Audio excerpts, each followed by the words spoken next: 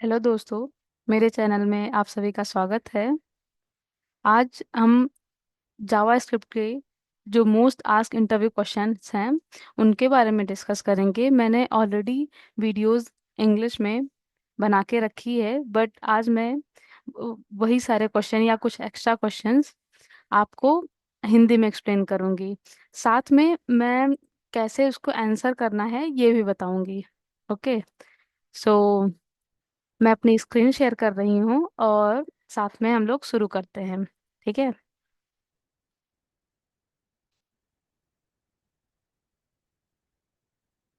हाँ, I think मेरी screen share होगी आप लोग को। या सो चलिए पहले हम लोग वीएस कोड ओपन कर लेते हैं। वैसे अभी वीएस कोड की ज़रूरत नहीं है, बट मैंने सोचा ओपन कर लूँ फिर ही शुरू करूँ।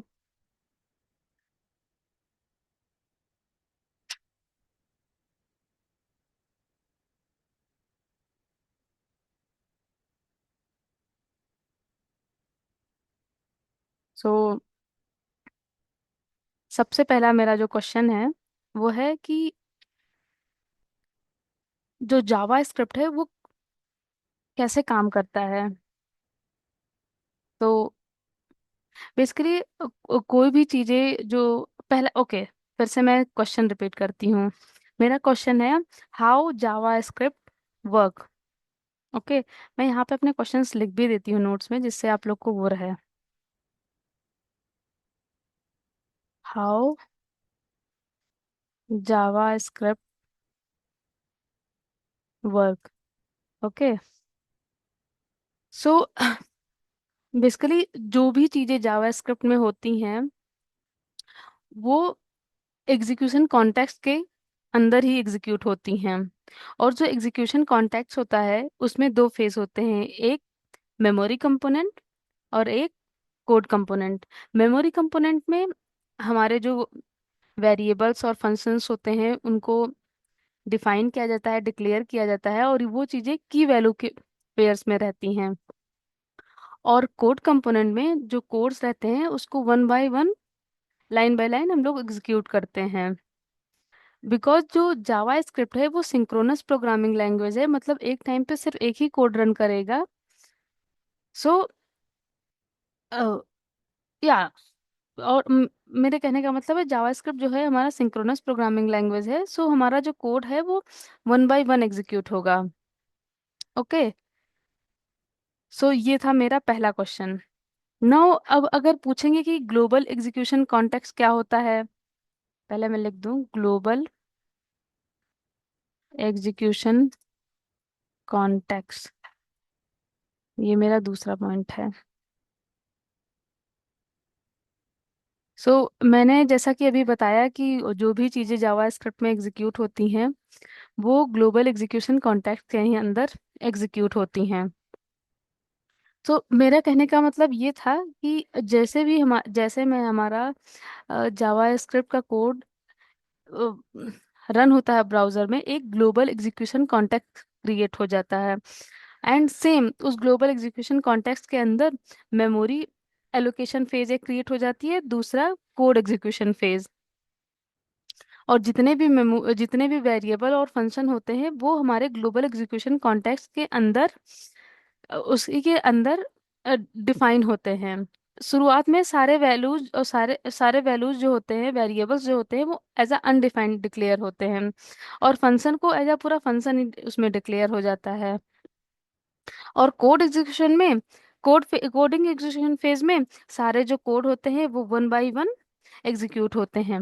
लेकिन जब हमारा जावास्क्रिप्ट कोड एग्जीक्यूट होता है तो जब इंजन में सबसे पहले ग्लोबल एग्जीक्यूशन कॉन्टेक्स्ट क्रिएट होता है। लेकिन लेकिन जब क्या कहते हैं, जब हमारा सारे कोड एग्जीक्यूट हो जाते हैं उसके बाद इन लास्ट जो है वो हमारा ग्लोबल एग्जीक्यूशन कॉन्टेक्स्ट एग्जीक्यूट होता है। जब तक हमारे कोड में हमारे एप्लीकेशन में कोई कोड बचा है एग्जीक्यूट होने के लिए, तब तक ग्लोबल एग्जीक्यूशन कॉन्टेक्स्ट एग्जीक्यूट नहीं होगा। मैं आपको एक पिक्चर के थ्रू दिखा सकती हूँ। पहले इसको कट कर दूं।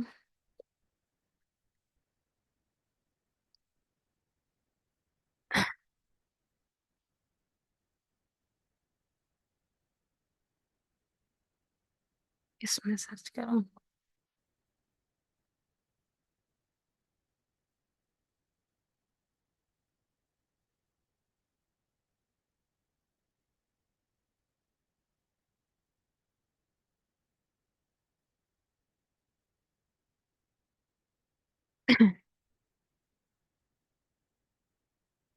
हाँ, ये देखिए, जैसा कि अभी मैंने बताया, ये ग्लोबल एग्जीक्यूशन कॉन्टेक्स्ट के अंदर एक मेमोरी फेज होता है जहाँ हमारे वेरिएबल डिफाइन होते हैं, फंक्शन डिफाइन होते हैं, और यहाँ पे हमारे कोड जो है वो वन बाय वन एग्जीक्यूट होते हैं। और इस पिक्चर के थ्रू हम लोग देख सकते हैं। हाँ, ये जो पिक्चर है यहाँ पे देख सकते हैं, हमारा जो ये प्रोग्राम है, जब तक ये सारे हमारे जो फंक्शन है वो एग्जीक्यूट नहीं हो जाते हैं 1 2 3, तब तक ये ग्लोबल एग्जीक्यूशन कॉन्टेक्स्ट जो है वो एग्जीक्यूट नहीं होगा, ये सबसे लास्ट में एग्जीक्यूट होगा। ओके। सो ये था हमारा ग्लोबल एग्जीक्यूशन कॉन्टेक्स्ट। और इसी इसी वे में एक कॉन्सेप्ट और आता है, वो है होस्टिंग। ये भी इंटरव्यू में मोस्टली पूछा जाता है। तो हमारा थर्ड क्वेश्चन है, what is hosting in Java script. What is hosting in Java script. Okay. So hosting basically होता है कि जो हमारे वेरिएबल्स और फंक्शंस हैं, उसको उसके लिए मेमोरी डिफाइन की जाती है। जब हमारा प्रोग्राम जैसे एग्जीक्यूट होता है, सबसे पहला जो काम होता है वो ग्लोबल एग्जीक्यूशन कॉन्टेक्स्ट क्रिएट होता है। और उसके अंदर सबसे पहले हमारा जो भी वेरिएबल्स और फंक्शन हैं, उनको उनको वेरिएबल डिफाइन, सॉरी, उनको डिफाइन किया जाता है, मीन्स उनको उनके लिए मेमोरी एलोकेट की जाती है। ओके। अभी मैं बताती हूँ कि एक इम्पॉर्टेंट क्वेश्चन ये भी है कि वेरिएबल क्या होता है। ओके। थर्ड क्वेश्चन हमारा यही रहेगा। सो बेसिकली जो, अगर इंटरव्यू में पूछा जाए होस्टिंग क्या होता है, तो ऐसे बोलना है, when A JavaScript program run, a global execution context is created, and there is a two phase in that. One is memory creation phase and one is code execution phase. And in the memory allocation phase, variable are declared and scanned and allocate memory and initialized with the value undefined.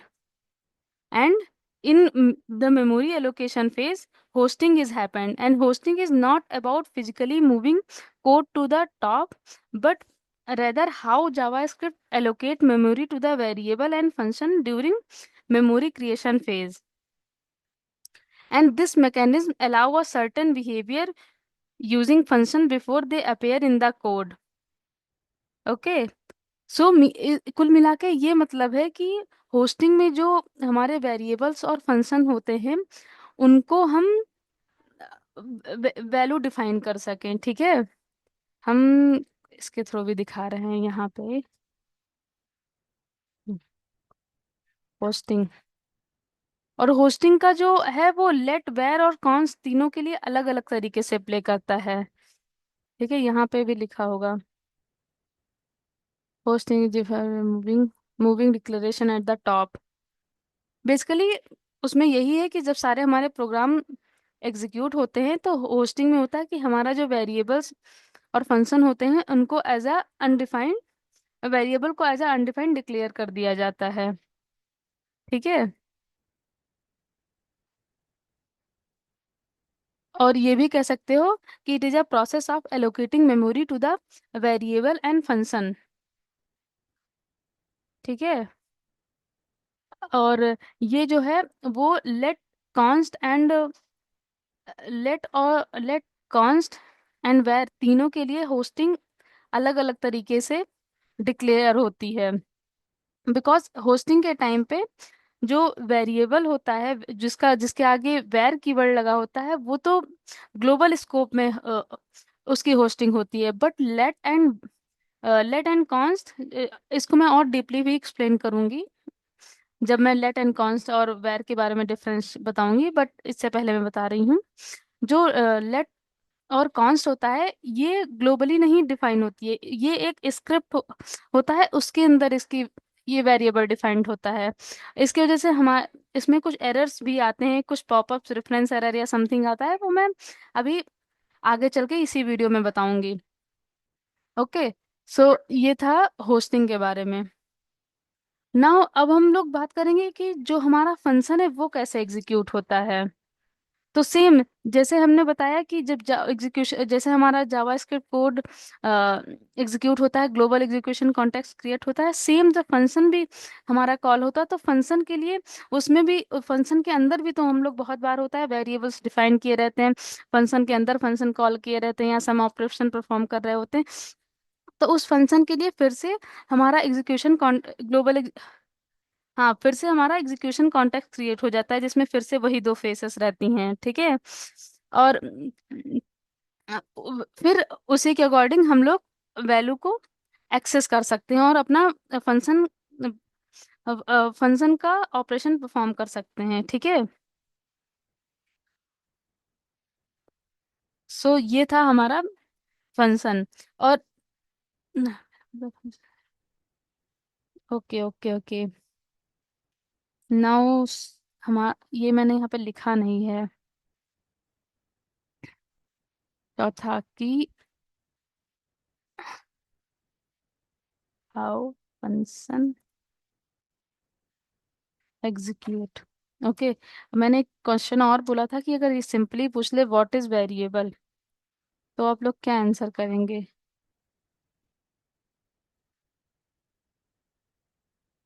बताइए आप लोग। It is nothing but a container to store data. Simple answer. Like we have water and we have to store somewhere. So what we take? We take glass, we take cup or anything. So like either we can take where, either we can take lit, either we can take const. So variable कुछ नहीं होता है, बस एक container होता है जिसमें हम लोग डेटा को स्टोर करते हैं, ठीक है। नाउ अब हमारा क्वेश्चन है कि स्कोप क्या होता है। SCOPE। सो पहले मैं इंग्लिश में बताती हूँ कि जब हमारा JavaScript, okay, window object is created by JavaScript engine of the respective browser when global execution context is created। जैसे हमारा कोड ब्राउजर में रन होता है तो वो जो एग्जीक्यूशन कॉन्टेक्स्ट क्रिएटर क्रिएट होता है, तो उसी टाइम हमारा जो दिस कीवर्ड होता है वो भी क्रिएट होता है। और वो जो दिस कीवर्ड होता है वो बेसिकली, वो जो दिस कीवर्ड होता है विंडो ऑब्जेक्ट को वो करता है, अरे क्या बोलेंगे, विंडो ऑब्जेक्ट को रिफर करता है, ठीक है। ये हमारा कॉन्सेप्ट बेसिकली आता है दिस कीवर्ड के लिए, बट जस्ट मैंने स्कोप को स्टार्ट करने से पहले बता दिया। अब हम अपना स्कोप स्टार्ट करते हैं। तो स्कोप जो होता है वो कौन सा वेरिएबल हम लोग डिक्लेयर किए हैं, बेस हम लोग कह सकते हैं scope of variable is directly dependent to इस लेक्सिकल स्कोप, ठीक है। जैसे जो हमारे वैल्यू की जो है, जब एग्जीक्यूशन कॉन्टेक्स्ट क्रिएट करता है तो वो एक लेक्सिकल इन्वायरमेंट क्रिएट करता है। और जो लेक्सिकल इन्वायरमेंट होती है वो लोकल मेमोरी होती है along with their lexical environment of its parent। Lexical means like hierarchy, parent have access of all thing of their parent, like that thing। okay। इसका मतलब ये हुआ कि जो चाइल्ड है उसके पास उसके पेरेंट्स के डेटा की एक्सेस है, इसी को स्कोप कहते हैं। Having the reference of parent lexical environment means the child of the local function can access the variable and function defined in the memory space of its lexical parent. Okay. तो ये था हमारा scope. I think आप लोग को समझ में आ रहा होगा शायद। मैं इंग्लिश में ज़्यादा अच्छे से समझा रही थी, मैं इसमें भी ट्राई कर रही हूँ और अच्छे से समझाने का। ओके। सो अगर आपको नहीं समझ में आएगा आप कमेंट सेक्शन में लिखिएगा, मैं फिर से उसे एक्सप्लेन करने का ट्राई करूंगी नेक्स्ट वीडियो में। ओके। नाउ हमारा जो ये हमारा मोस्ट इम्पोर्टेंट क्वेश्चन उसमें से आता है, लेट वेर एंड कॉन्स्ट, इसमें डिफरेंस क्या होता है। तो जैसा कि मैंने अ, ये क्या हुआ इसको,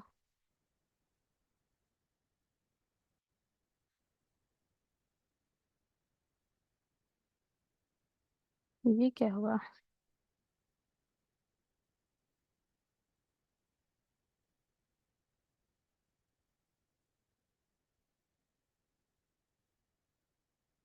कोई बात नहीं, मैं कमेंट कर दूंगी। सो हमारा टॉपिक है लेट वेर एंड कॉन्स्ट। ठीक है, ये बहुत ज्यादा पूछा जाता है।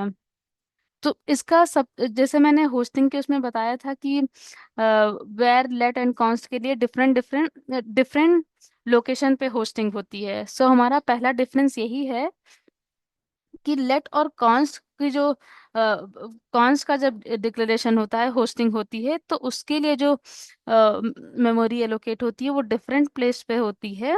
और जो वेर के लिए होती है वो ग्लोबल स्कोप में होती है। सो अगर हम लोग जो वैल्यू वेर कीवर्ड से डिफाइन करेंगे, उसको हम लोग डिक्लेरेशन से पहले भी उसे कॉल कर सकते हैं। बट हम लोग लेट एंड कॉन्स्ट जो वैल्यू डिफाइन करेंगे उसको हम लोग नहीं एक्सेस कर सकते हैं, हम लोग को रेफरेंस एरर शो करेगा। और साथ में ही और जैसे हम लोगों ने डिक्लेयर नहीं किया, हमने डायरेक्ट पहले एक्सेस किया, तो जो वो टाइम जोन होता है उसको टेम्परल डेड जोन भी कहते हैं। ठीक है। और ये भी होता है कि लेट में जो कॉन्स्ट में जो एक बार वैल्यू डिफाइन कर दिए उसको हम लोग दोबारा उसको मीन्स वो म्यूटेबल नहीं होता, उसको हम लोग दोबारा चेंज नहीं कर सकते हैं। बट वेर और लेट में हम लोग कर सकते हैं। वेर जो होता है वो ग्लोबल स्कोप वेरिएबल होता, फंक्शन लेवल स्कोप वेरिएबल होता है। Const and late R block level scope variable होते हैं। ठीक है। ओके। और क्या चीजें हो सकती हैं, और क्या कहते हैं, जैसे हम लोग लेट को पहले हम लोग जो वेरिएबल लेट से हम लोग इनिशियलाइज करेंगे, हम लेट से इनिशियलाइज कर सकते हैं, बाद में डिक्लेयर कर सकते हैं। वेर के साथ भी ऐसा ही है, बट कॉन्स्ट में हमको वैल्यू को जो है वो डिक्लेयर और इनिशियलाइज सेम टाइम पे करना रहेगा, नहीं तो हम लोग को सिंटैक्स एरर शो करेगा। सो ये है हमारा लेट वेर एंड कॉन्स्ट के बीच में डिफरेंस। नाउ हमारा एट्थ पॉइंट है कि व्हाट इज ब्लॉक स्कोप। ये भी इंटरव्यू में बहुत पूछा जाता है, व्हाट इज ब्लॉक स्कोप। सो जो भी चीजें हम लोग करली ब्रेसेस के अंदर लिखते हैं उसी को हम लोग ब्लॉक स्कोप कहते हैं। इसको मैं लिख दूं, कोड इनसाइड करली ब्रेसेस, या that's it, code inside curly braces R block level scope. और हम इस करली ब्रेसेस के अंदर मल्टी लाइन स्टेटमेंट्स एक साथ लिख सकते हैं। जैसे हम लोग इफ एल्स लूप जो यूज करते हैं उसके बाद हम लोग करली ब्रेसेस यूज करते हैं, वो नथिंग बट उसी को, अगर कोई पूछा जाए what is block scope, code inside curly braces और block scope variable, block scope. Okay. और जो ये ब्लॉक स्कोप वेरिएबल होते हैं, इनको जो मेमोरी होता है वो इन मींस इनका एक सेपरेट मेमोरी होता है देन ग्लोबल। और ये जो जो वैल्यू को स्टोर करते हैं, भले ही वो लेट कॉन्स्ट और जो भी हों, ये ब्लॉक स्कोप में उस टाइम स्टोर होंगे।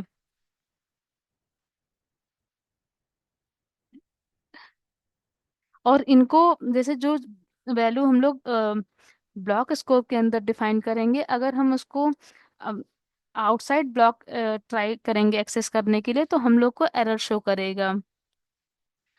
और जो वेरिएबल जो वैल्यू वेर कीवर्ड से होती है स्टोर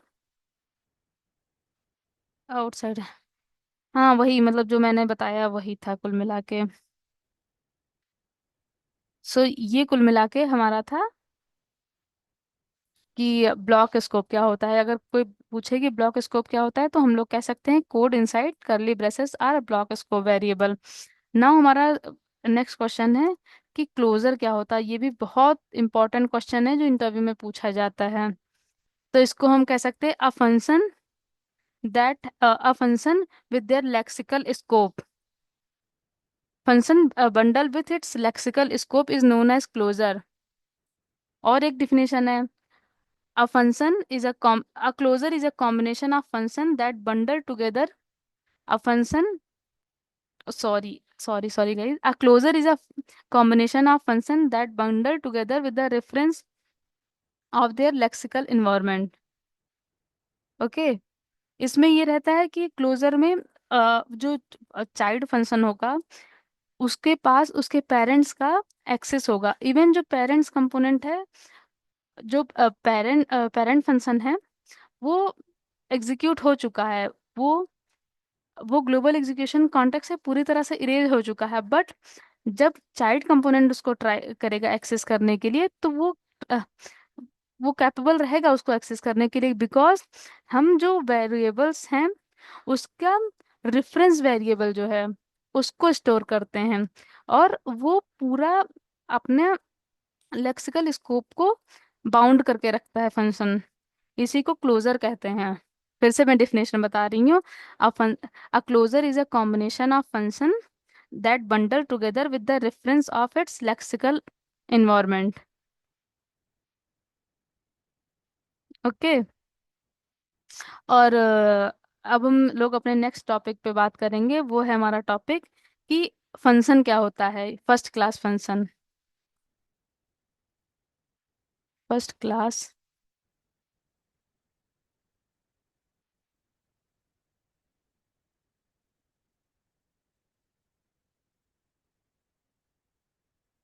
जो हमारा फर्स्ट क्लास फंक्शन होता है, वो जैसे नॉर्मल फंक्शंस होते हैं।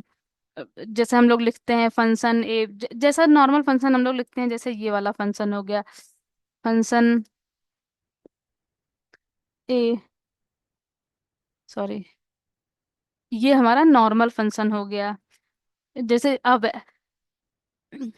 A function that has keyword in front of their function, that is nothing but a function statement और फंक्शन डिक्लेरेशन।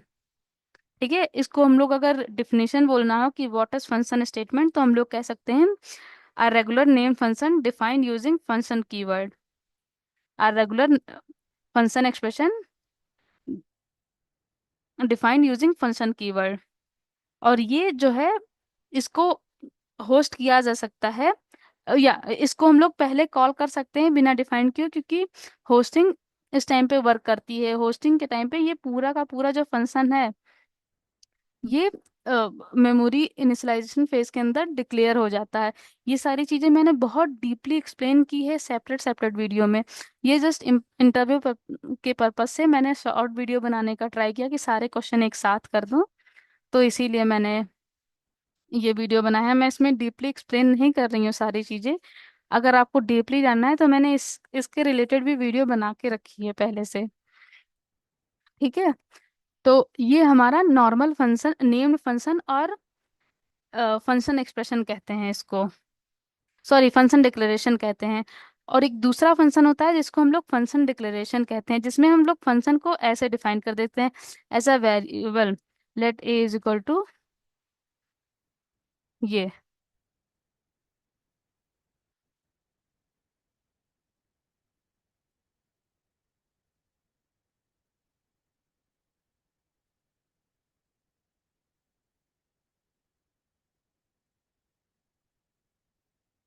ये जो है हमारा नेम्ड फंक्शन है। ठीक है, इसको हम लोग फंक्शन एक्सप्रेशन कहते हैं। इसमें रहता है कि हम जो फंक्शन रहता है उसको एक वैल्यू के अंदर डिफाइन कर देते हैं। बट होस्टिंग के टाइम पे एक्चुअली में ये होता है कि ये फंक्शन जो है वो एज अ फंक्शन डिक्लेयर नहीं होता, एज अ वेरिएबल डिक्लेयर होता है। सो अगर इस फंक्शन को डिक्लेयर करने से पहले अगर हम इसे एक्सेस करने का ट्राई करेंगे तो हम लोग को एरर शो करेगा। यही डिफरेंस है named function, sorry, function statement में और फंक्शन एक्सप्रेशन में। ठीक है,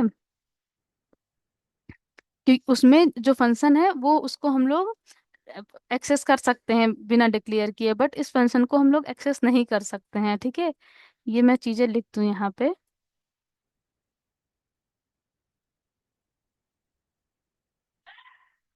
फंक्शन स्टेटमेंट दूसरा है फंक्शन एक्सप्रेशन 10.3।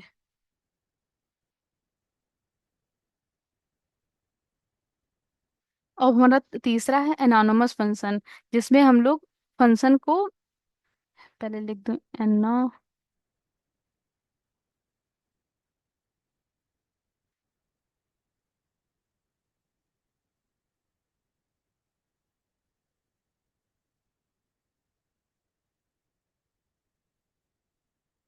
Anonymous function. इसमें बेसिकली होता है कि जैसे हम लोग फंक्शन, इसको हम लोग ऐसे लिखते हैं, ऐसे।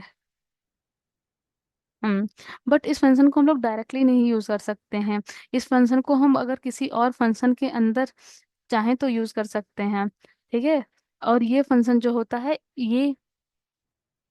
अ, ये ये जो फंक्शन होता है इसका कोई क्या कहते हैं नेम नहीं होता है, और इसको हम लोग अकेले यूज नहीं कर सकते हैं। इसको या तो कॉल बैक के अंदर यूज कर सकते हैं, या तो कोई एक्सप्रेशन है उसके अंदर यूज करेंगे। ठीक है, या तो सेट टाइम आउट, इन सब के साथ यूज करेंगे। और ये होस्टिंग में बिल्कुल डिफरेंट तरीके से एक्ट करता है। ठीक है, नाउ अब हम लोग दूसरी दूसरे चीज पे बात करेंगे, जो है हमारा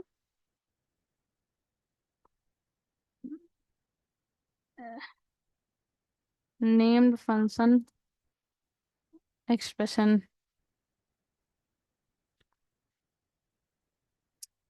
नेम्ड फंक्शन एक्सप्रेशन इसमें रहता है कि जो हम लोग फंक्शन रहता है उसको नाम भी देंगे, ऐसे लिखेंगे जैसे let is equal to function R. ये हमारा नेम्ड फंक्शन एक्सप्रेशन हो गया कि हम लोग फंक्शन को नाम भी दे रहे हैं और उसको एक वेरिएबल के अंदर इनिशियलाइज कर रहे हैं। बट अगर हम इस फंक्शन इस वेरिएबल को एज अ फंक्शन ऐसे कॉल करेंगे, सॉरी, ऐसे डायरेक्ट ऐसे कॉल करेंगे, ये वैल्यू देगा। बट अगर हम इसको कॉल करेंगे इसके थ्रू, तो ये वैल्यू, ये एरर शो करेगा, ये रेफरेंस एरर शो करेगा, क्योंकि जो ये फंक्शन है इसमें इसको मैंने एज अ वेरिएबल डिक्लेयर किया है। सो होस्टिंग के टाइम पे, सॉरी, हाँ, मेमोरी एलोकेशन फेज के टाइम पे ये एज अ वेरिएबल डिक्लेयर हुआ रहेगा, ना कि एज अ फंक्शन। अगर हम इसको इसी फंक्शन के अंदर कॉल करें, ठीक है, देन ये एज अ फंक्शन कॉल होगा। बट अगर आउटसाइड कॉल करने का ट्राई करेंगे तो हम लोग को रेफरेंस एरर शो करेगा। सो ये है बेसिकली हमारा नेम फंक्शन एक्सप्रेशन। ओके, तो बेसिकली ये चार टाइप्स के ही फंक्शन एक्सप्रेशन होते हैं, और ये इंटरव्यू में अक्सर पूछे भी जाते हैं। नाउ एक टॉपिक और है, एक चीज और है जो मैं डिस्कस करूंगी, जो कि इंटरव्यू में पूछा भी जाता है, उसके बाद मैं सेशन को क्लोज कर दूंगी। फिर नेक्स्ट टाइम अगर आप लोग इस वीडियो को लाइक करेंगे तो मैं नेक्स्ट वीडियो बनाने का ट्राई करूंगी। और वरना मैं एंगुलर के टॉपिक से स्टार्ट कर दूंगी। नाउ हमारा टॉपिक आज का है आर्गुमेंट एंड पैरामीटर। सो जो मोस्टली फ्रेशर होते हैं वो कंफ्यूज हो जाते हैं कि ये पैरामीटर और आर्गुमेंट क्या होता है। कभी पैरामीटर को आर्गुमेंट कह देते हैं, आर्गुमेंट को पैरामीटर कह देते हैं, तो आज मैं वही बताना चाह रही हूँ। तो जो जब हम लोग फंक्शन को डिफाइन करते हैं, उस टाइम पे जो वैल्यू उसके अंदर लिखते हैं, जैसे हम लोगों ने लिखा फंक्शन ए, इसके अंदर जो वैल्यू लिखेंगे, इसके अंदर वो पैरामीटर हों वो पैरामीटर्स होंगे इसके अंदर। ठीक है, और जो जब इस फंक्शन को कॉल कर रहे होंगे और उस टाइम पे जो जैसे ये दिए, ये जो वैल्यू है ये आर्गुमेंट है, और ये जो है ये पैरामीटर्स, इसको पैरामीटर कहते हैं। ठीक है। सो अगर हमको इसको कहना है कि पैरामीटर क्या होता है, तो उसको कहेंगे कि variable listed inside function definition are parameter, and actual value pass during function invocation that are nothing but argument. I hope मेरा वीडियो आपको पसंद आए, और अगर चीज़ें नहीं समझ में आ रही हैं तो बताइएगा, मैं फिर से और डीपली एक्सप्लेन करने का ट्राई करूँगी। अगर आपको कोई डाउट है वो भी मैं एक्सप्लेन करने का ट्राई करूँगी। तो thank you so much for watching this video. और अगर आपका मेरा वीडियो अच्छा लगा होगा तो प्लीज़ प्लीज़ प्लीज़ मेरे वीडियोस को लाइक करिएगा, और कमेंट करिएगा अगर कोई इम्प्रूवमेंट की ज़रूरत है या किसी चीज़ की। So thank you so much. See you soon. Bye bye.